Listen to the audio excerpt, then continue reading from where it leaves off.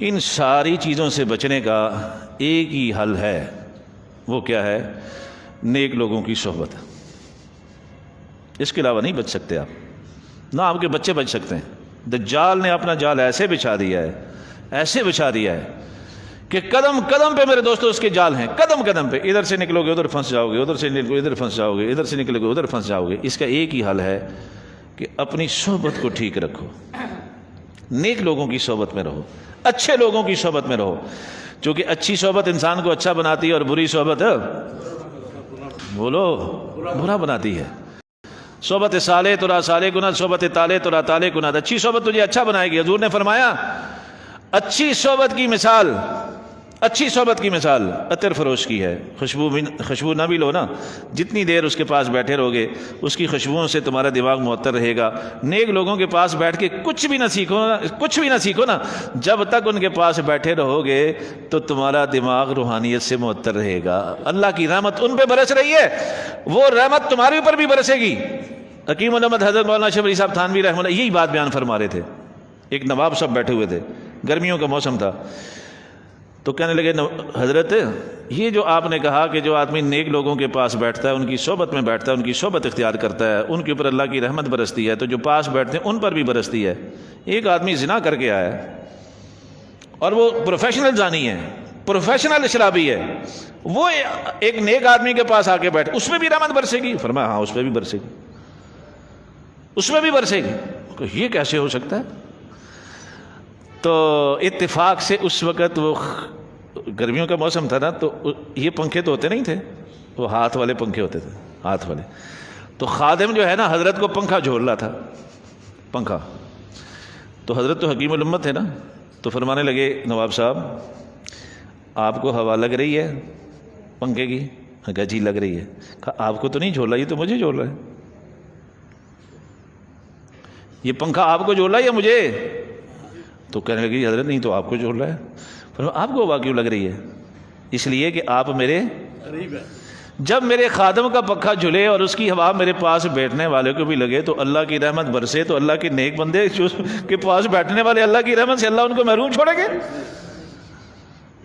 اور پھر حدیث سنائی کہ جب کوئی اس طرح کی نیکوں کی مجلس ہوتی ہے، آپ میں سے تو اکثریت آئی نا بالقصد کہ حضرت کی آج مجلس ہے ہفتہ وار، اور بیان ہوگا، ذکر ہوگا، ختم خواجگان ہوگا، سورہ یاسین پڑھی جائے گی۔ ایک آدمی اتفاق سے گزر رہا تھا، اس نے کہا اندر پتہ نہیں یار مسجد میں کیا ہو رہا ہے، تو وہ دروازے سے آ کے اس نے دیکھا، تو اس نے کہا چلو تھوڑی دیر اندر چلے جاتے ہیں۔ وہ بازار میں جا رہا تھا، کسی کام کے لیے جا رہا تھا، یہاں تک خدا نخواستہ اگر وہ کسی گناہ کے ارادے سے بھی جا رہا تھا، یہاں تک لکھا علماء نے، لیکن وہ تھوڑی دیر کے لیے آ کے بیٹھ گیا۔ جب یہ مجلس برخاست ہوتی ہے، یہ حدیث ہے بھائی سیاستہ کی، مجلس برخاست ہوتی ہے تو فرشتے جب اس مجلس سے اٹھ کے اوپر جاتے ہیں تو اللہ تبارک، وہ لمبی حدیث آپ نے سنی ہوگی، تو اللہ فرماتے ہیں کیوں بیٹھے ہوئے تھے؟ آپ کے لیے۔ مجھے دیکھا؟ نہیں۔ دیکھ لیتے پھر تو ہمیشہ ہی بیٹھے رہتے، کبھی مسجد چھوڑتے ہی نہ۔ کیا چاہتے تھے؟ جنت۔ جنت دیکھی ہے؟ نہیں۔ دیکھ لیتے اور زیادہ طلب کرتے۔ کس چیز سے پناہ چاہتے تھے؟ جہنم سے۔ جہنم دیکھی ہے کہ پناہ چاہتے ہیں؟ نہیں جی دیکھی تو نہیں۔ دیکھ لیتے اور پناہ مانگتے۔ اللہ فرماتے ہیں میرے فرشتوں میں تمہیں گواہ بنا کے کہتا ہوں میں ان سے راضی ہو گیا، میں نے ان پہ جنت واجب کر دی اور جہنم ان پہ میں نے حرام کر دی۔ کام ہو گیا نا؟ ہم میں سے ہر آدمی یہی چاہتا ہے اللہ ہم سے، بولو اللہ ہمیں جنت دے دے اور اللہ تبارک و تعالی جہنم سے ہمیں بچا لے۔ فرشتے کہتے ہیں یا اللہ ایک بندہ اس مجلس میں بیٹھنے کے ارادے سے نہیں آیا تھا گھر سے، وہ تو چوری کرنے کے لیے جا رہا تھا یا کسی دنیاوی کام کرنے کے لیے جا رہا تھا، وہ بھی آ کے تھوڑی دیر کے لیے بیٹھ گیا، گھر سے اس ارادے کے ساتھ نہیں آیا تھا، اس کے بارے میں کیا حکم ہے؟ تو حدیث قدسی کے الفاظ ہیں، اللہ فرماتے ہیں ہمو قوم لا یشقى جلیسہم، یہ ایسی مبارک اور سعادت مند مجلس ہے، اس مجلس میں اگر کوئی بدبخت بھی بیٹھے گا تو سعادت مند اور خوشبخت ہو جائے گا۔ میرے فرشتوں اس کو بھی میں نے معاف کر دیا، میں اس سے بھی راضی ہو گیا، اس کو بھی میں نے جنت دے دی، اس پہ بھی جہنم کو حرام کر دیا۔ ایک ہی ذریعہ ہے بھائی بچنے کا، ایک ہی ذریعہ، خود نیکی کے ماحول سے جڑو اور اپنے بچوں کو لاؤ، خود آپ آؤ گے تو بچے آئیں گے، تو بات تو صرف یہی کی پہ چلی، بس میں باقی 4 چیزیں ذکر کر کے نا بس میں بات ختم کرتا ہوں، پھر کبھی موقع ملا تو ان کی تفصیل کریں گے۔ تو پہلا کام نبیوں کا ہے تلاوت آیات، دوسرا کام ہے یعلمہم الکتاب، جو کتاب لاتے ہیں اس کی تعلیم، والحکمہ، اس کی حکمت۔ کتاب پڑھنے سے حکم معلوم ہوتا ہے،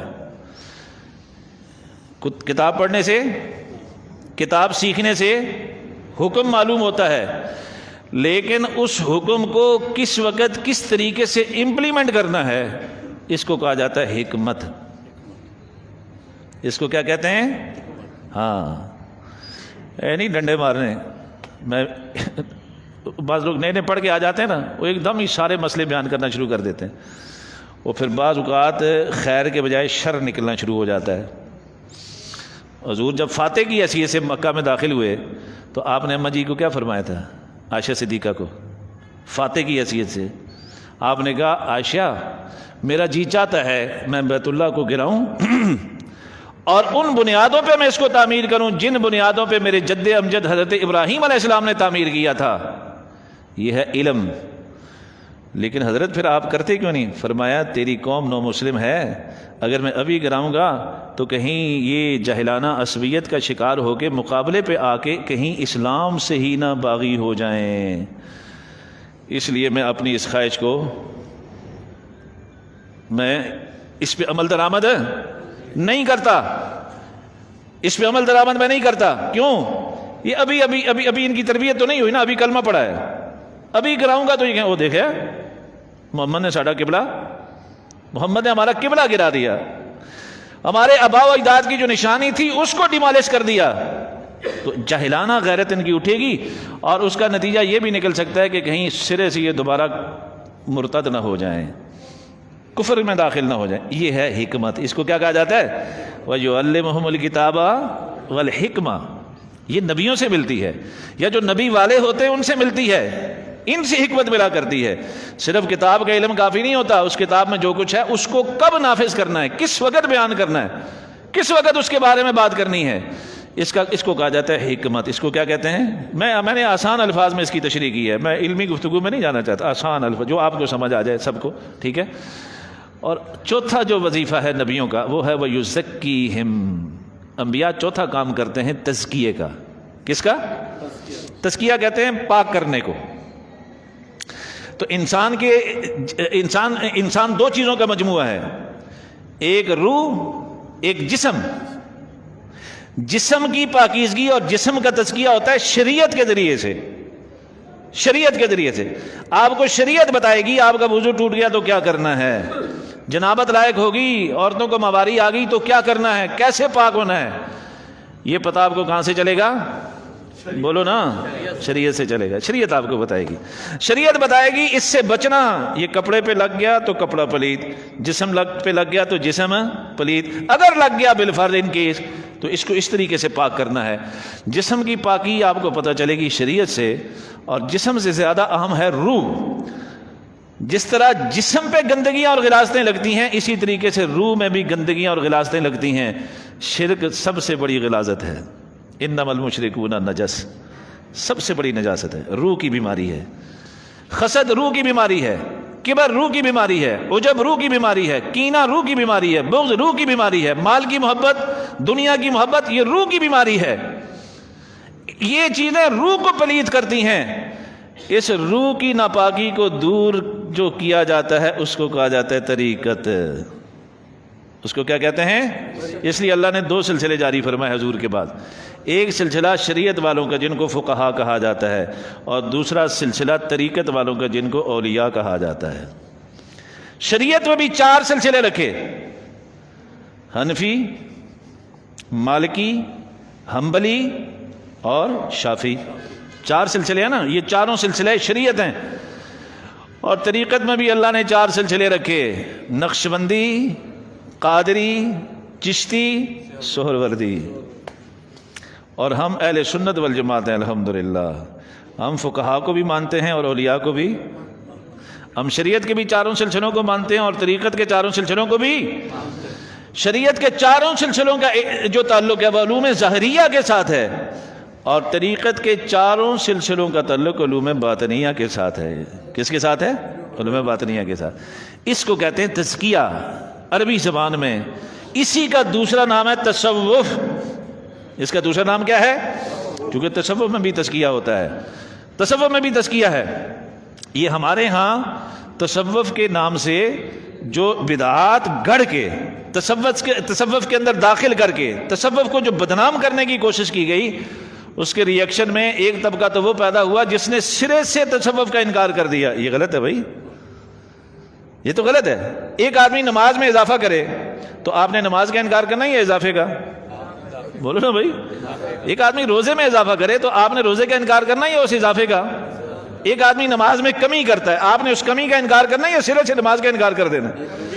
بالکل اسی طریقے سے جن لوگوں نے تصوف میں گڑبڑ کی, اس میں ایڈیٹنگ کی, اس میں امینڈمنٹ کی, اس میں بدعات کو داخل کیا, اس کے نتیجے میں ہم اتنا ری ایکشن میں ایکسٹریم پہ چلے گئے کچھ لوگ کہ انہوں نے کہا جی یہ تصوف, یہ صوفی کیا چیز ہے جی, ہم اس کو مانتے ہی نہیں ہیں.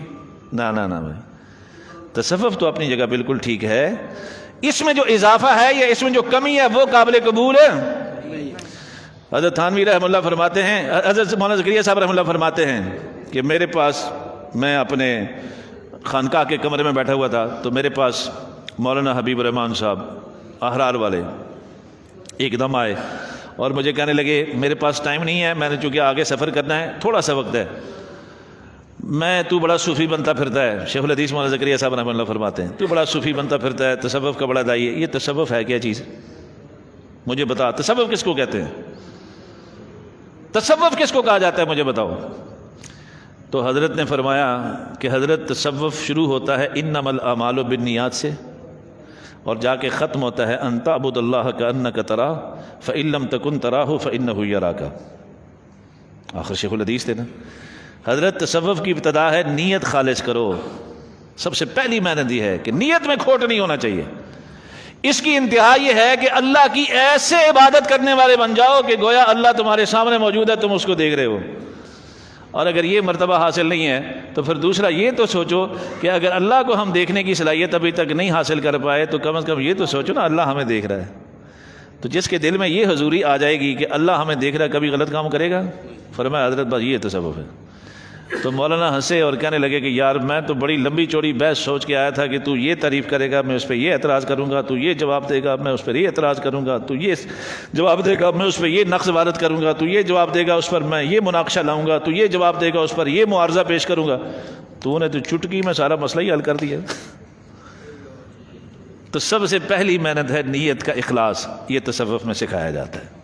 اس کے بعد عبادت میں اس درجے کا ذوق اور اس درجے کی انتہا کہ یا تو اللہ کو دیکھنا شروع ہو جائے انسان, اور اگر یہ صلاحیت نہیں تو کم از کم یہ خوف ضرور پیدا ہو جائے کہ میرا اللہ مجھے وَأَمَّا مَنْ خَافَ مَقَامَ رَبِّهِ وَنَهَى النَّفْسَ عَنِ الْهَوَىٰ فَإِنَّ الْجَنَّةَ هِيَ الْمَأْوَىٰ. جو اس بات سے ڈر گیا کہ کل میں نے اللہ کے سامنے کھڑے ہونا ہے اور جواب دینا ہے, جو بندہ بندی اس بات سے ڈر گئے اور انہوں نے اپنے آپ کو اللہ اور اس کے رسول کی نافرمانی سے روک لیا, اللہ فرماتے خوشخبری ہو فَإِنَّ الْجَنَّةَ هِيَ الْمَأْوَىٰ, جنت ان کا ٹھکانہ ہے. اور یہ چیز یہاں پہ سکھائی جاتی ہے. اللہ تعالیٰ مجھے بھی آپ کو بھی اس کی توفیق عطا فرمائے, اور اللہ تعالیٰ ہمیں آخری سانس تک نیک لوگوں کی صحبت میں رہنے کی توفیق عطا فرمائے. وہ بخاری کی روایت ہے, وہ بس یہ سنا لیتا ہوں. حضرت انس فرماتے ہیں ایک آدمی حضور کے پاس آیا, متسا قیامت کب آئے گی؟ آپ نے کہا ما عدت طلا, کیا تیاری کی ہے تو نے, قیامت کا پوچھ رہا ہے. کہا جی کوئی تیاری نہیں, الا حب اللہ و رسولی, اللہ اور اس کے رسول کی محبت کے علاوہ. اور فرمایا جا المرء مع من احب انت مع من احببت, جا پریشان نہ ہو, قیامت کے دن تیرا حشر بھی اسی کے ساتھ ہوگا جس کے ساتھ دنیا میں محبت ہوگی. حضرت انس فرماتے ہیں وہ اللہ کی قسم جتنا اس حدیث کو سن کے ہم خوش ہوئے ساری زندگی کبھی خوش نہیں ہوئے. کیوں؟ اس لیے کہ ہمارے پاس عمل تو نہیں ہے لیکن اللہ کی محبت ہے, رسول اللہ کی محبت ہے. آگے کیا فرمایا؟ اللہ کی قسم یہ تو بہت بڑی ہستیاں ہیں نا, اللہ اور اس کے رسول. کہا تو ہمارے دل میں تو ابو بکر و عمر کی بھی محبت ہے,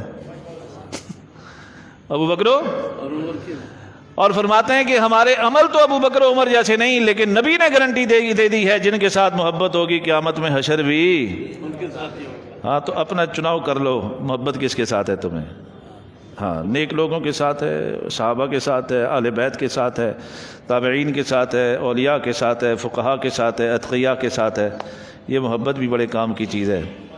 ہاں یہ محبت بھی محروم نہیں چھوڑتی، انشاءاللہ کل اس کی وجہ سے بھی بیڑے پار ہوں گے۔ اللہ مجھے آپ کو یہ نصیب فرمائے اور آخری سانس تک اللہ ہمیں اس کے ساتھ جوڑے رکھے۔ وما علینا الا البلاغ۔